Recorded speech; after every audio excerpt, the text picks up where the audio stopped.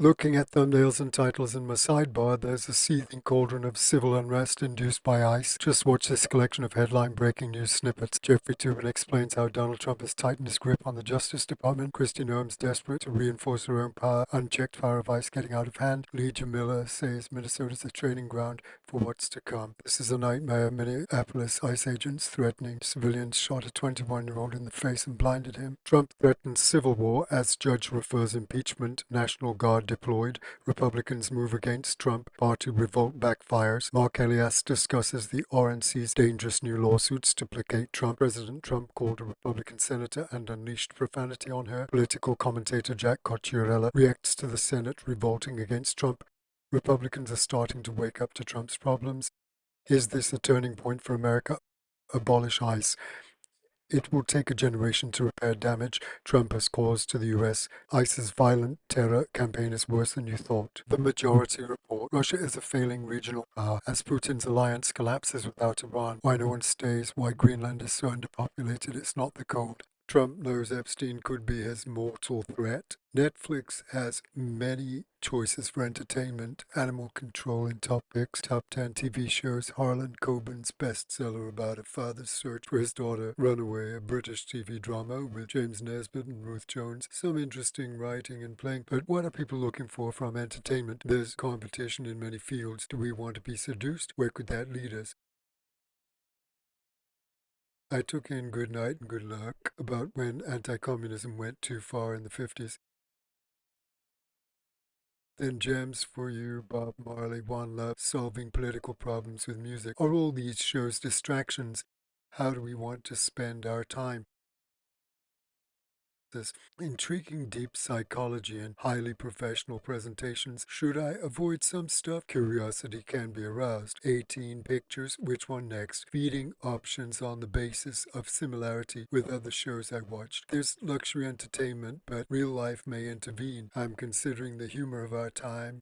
Cobra Kai, Suits, West Wing, Warrior Nun, The Crown, Lincoln Lawyer, top 10 movies in the US today. How high do the elite leaders get? Comparing what Netflix is good for with YouTube, I have to muse over how much is truly in the public interest. When speculating about what people care about, you have to ask which people and how many. I can cut out stuff that's never going to help me and go straight to the most promising. It's quite clear that challenges are not all friendly, kind, or fair. Resistance training can be engaged in editing as well as physical fitness. There are intellectual and verbal spoken word skills and writing skills to develop and hone.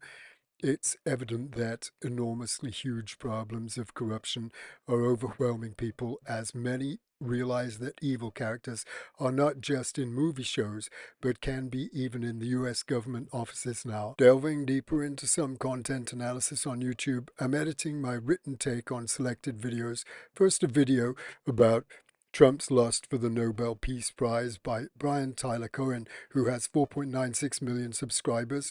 The video got 1.7 million views in a couple of days. Why was Trump intending that he could pull the prize that Maria Corina Machado had been awarded? Some bold commentators say, as a nation, we are witnessing a rapist and extortionist trying to seize ever more power for himself. Lies and deception have been dominating for so long. Trump claims he has put out 8.25 wars. Mariah was kept off the ballot by Maduro since winning 92% of the vote to be leader of the opposition in 2023. Apparently, she dedicated her prize to Trump and said she wants to hand it to him for liberating her country. Trump said that would be a great honor.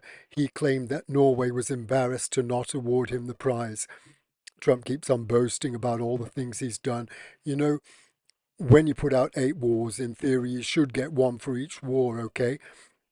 Because some of these wars were going on for 30 years, and in response to that, the Nobel Prize Committee, for the first time since their awards began in 1901, the Norwegian Nobel Committee had to release a statement saying the Nobel Institute received a number of requests for comment regarding the permanence of a Nobel Prize laureate status.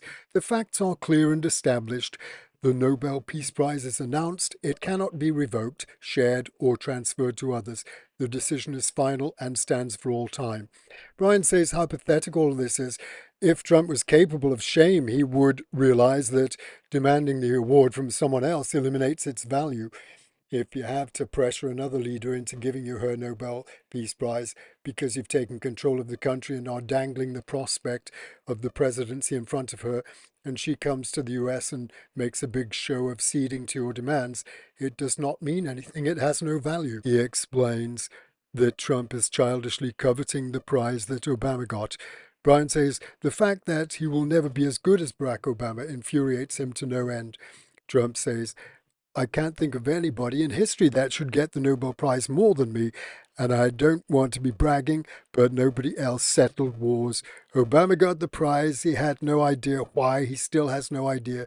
He got it almost immediately upon attaining office, and he didn't do anything, and he was a bad president. Trump keeps on rubbishing and bad-mouthing democracy. Many people feel sure that it is Rupert Murdoch's Fox News network that is impelling this. Trump goes on to say, you should get the Nobel Prize for every war you stopped. These were major wars. These were wars that nobody thought could be stopped. President Putin called me and he said about two of the wars that he's been trying to stop for 10 years. He wasn't able to do it. It's terrible the way Trump talks in confidence with Putin, who has been designated as a war criminal for some time now, but he did not firmly adhere to the NATO line to point out how Putin broke his agreement by invading Crimea and Ukraine. Trump seems so sure that he has stopped 8.25 wars. He says he stopped India and Pakistan from escalating after 8 jets were shot down without nuclear weapons. Trump said the Prime Minister of Pakistan claimed that Trump saved minimum 10 million lives. So whilst Trump says what I care about is saving lives, but why is his policy with ICE so unconcerned about an agent murdering a non-combatant, inoffensive, unarmed citizen mom, even lying about her presenting much more of a threat than the video footage shows? Brian says, this guy is a billionaire and the president of the United States, got everything he needs, and still he's so insecure that his whole life is just desperately chasing after Obama's legacy. He is considering whether he will let Machado have a role in governing Venezuela if she gives him her prize award. Trump said, we don't want Russia or China going to Greenland, which if we don't take Greenland, you're going to have Russia or China as your next door neighbor. Trump lacks the finesse of geopolitical experts. Brian points out that he has threatened to not only invade a sovereign country, but our own NATO ally.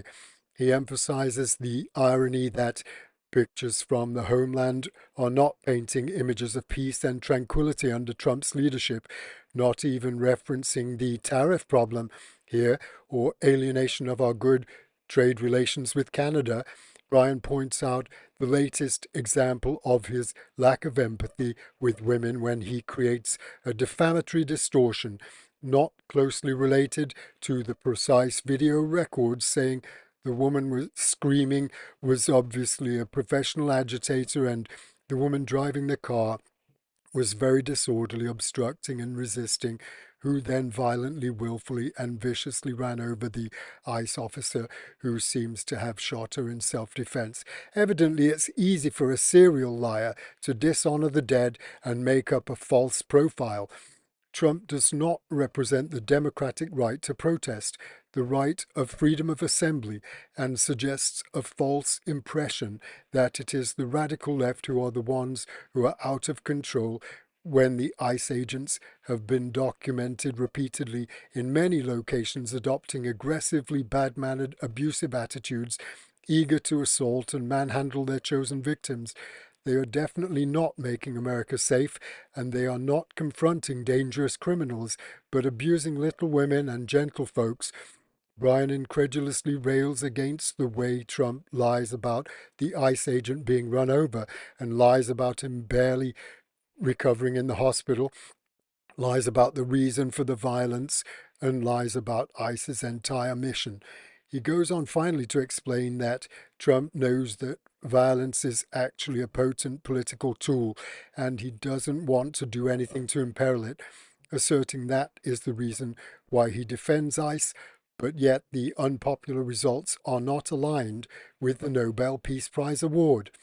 Brian feels that we are now in a political environment where this administration can lean on any of the social media platforms to suppress certain voices if they don't like critical coverage. He says that that means his longevity on YouTube is in the hands of a few tech billionaires who are already making it clear that they are willing to cater to this administration. I suppose we will see if all the very many Democratic commentators are able to persist and prevail on YouTube still. I looked more deeply into videos which expose shocking corruption, like Trump's White House is now becoming the Death Star with Scott Lucas on the Trump Report, but there's so much that I don't have time to fit into this week's deadline. On January the 15th, Jack Cocchiarella revealed that Trump stole billions from Venezuela oil and parks it in a secret account in Qatar. I'm sure there are plenty of social media commentators who are continuing with the opposition to the attempted aggrandizement of absolute power for wicked old Donny Boy, but he works hard to keep everyone distracted and belittled. Keep up the finer spirits and don't let the criminals fool you with their lies. Politics isn't supposed to be like a gangster mafia that wants to bully and abuse for greater personal gains. Help my channel with a like and subscribe. Have a splendid year.